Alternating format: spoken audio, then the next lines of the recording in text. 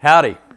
My tour of duty over in Washington is over, and I'm happy to be back home in America, in Texas, and there is no one I would rather quarantine with than your former First Lady, the lovely Anita Perry.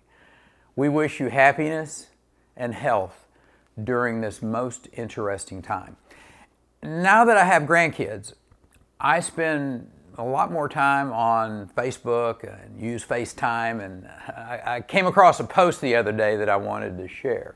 It's the 7 things every kid needs to hear. I love you. I'm proud of you. I'm sorry. I forgive you. I'm listening. Communism has failed every time it was tried, and you got what it takes. Those of us with gray hair and reading glasses have a solemn duty this election to remind younger generations of the lessons of history. Communism and socialism are not a utopian theory to me. They are a plague that have killed millions in my lifetime. Their American advocates paint a vivid picture that masks the dark reality of collectivism, that it's a movement that has spread poverty and misery to millions. Not once did I touch down in a German air base in the 1970s without being keenly aware that I was setting foot in a country that was the dividing line between East and West, between Soviet dominance and the free West. I know about walls built, not to keep people from entering, but ever leaving. About the lies perpetrated by communist regimes and the complicit Western press, the romanticism of Lenin, Castro, Guevara, while they buried the lead story of man-made famines inflicted on millions of dead Soviets. Secret police seizing people in the dead of night for simply reading banned books. The rationing of food and water while the state gets rich pillaging the nation's resources. The Democrats' fever dream of socialist services must be confronted with the reality of collectivist lies. Let us declare the socialist paradox. It always sounds great, except for every time it's been tried. Now America, once again, is subject to the socialist threat, not imposed from beyond our borders, but wishfully and wistfully imported from within. They speak of a fantasy state where health care is free, where the fruits of labor are redistributed in the name of fairness and equality, where the state wields greater power for the greater good. But that's not the American dream. It's the end of it. It's the destruction of capitalism and free enterprise, the smothering of profit motive and innovation, the subjugation of human liberty and human aspiration. Those who don't learn from history are doomed to repeat it. And how can you learn from history when rioters destroy its every artifact? Friends, the liberal mobs don't merely have their sights set on the segregationist past.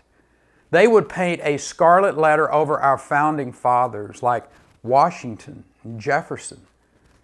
They would vandalize the memory of the Union General and our 18th President, Ulysses Grant. They would even remove a monument to the black abolitionist Frederick Douglass. This indiscriminate desecration of monuments is not a cleansing of our past, but it's purging. They are waging war on American ideals and the founding fathers who shaped them. The wholesale destruction and defacing of historical monuments is not a milestone on the road to justice, but what Thomas Sowell once called a milestone on the road to barbarism. We as conservatives have the obligation, once remarked by William F. Buckley, to stand athwart history yelling, "Stop!" Now is that time. The unreasoned barbarism of the masses flies in the face of the deliberative nature of our democratic republic. Our past generations of Americans are those who won 2 world wars, who scaled the heights of space, who brought to the planet wondrous innovation. The earliest Americans gave the world the gift of democratic principles, enshrined in the greatest charter for government known to man, the United States Constitution. The Declaration of Independence is the most enduring tribute to freedom since the writing of the Scriptures. No, they were not perfect men and women. They did not always live up to their words. But their legacy should be debated, not desecrated. This mob movement is not just an attack on our past, it's an attack on both our Constitution and our culture. Do not be fooled about the stakes this election. The liberals will not rein in the rioters. They're too busy appeasing them and emboldening them. If the Democrats win the White House, if they take the Senate in addition to the House, it will be an endorsement of the culture war raging across this country. It will lead to greater, not fewer attacks on our founding principles, on the Constitution, on people of faith.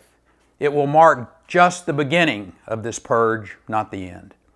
And once the mobs taste just a little bit of power, they will demand more. We cannot become a nation governed by the whims of anarchists, a country led by mob rule. We cannot surrender our culture to the socialism sweeping our campuses, and that was central to the Democratic primary for president.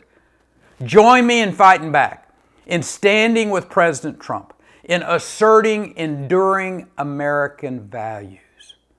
We have seen great countries and great cultures undermined by socialist revolution, how they whitewash their own history, and yes, tear down monuments to their past.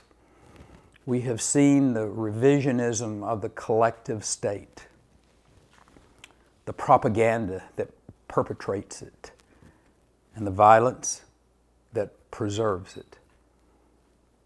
The time is now. We must declare, here and now, not here, not now. We are Americans. We stand on liberty. We believe in human ingenuity. We will never surrender our freedom. We will never surrender our liberty. God bless you, and God bless the United States of America.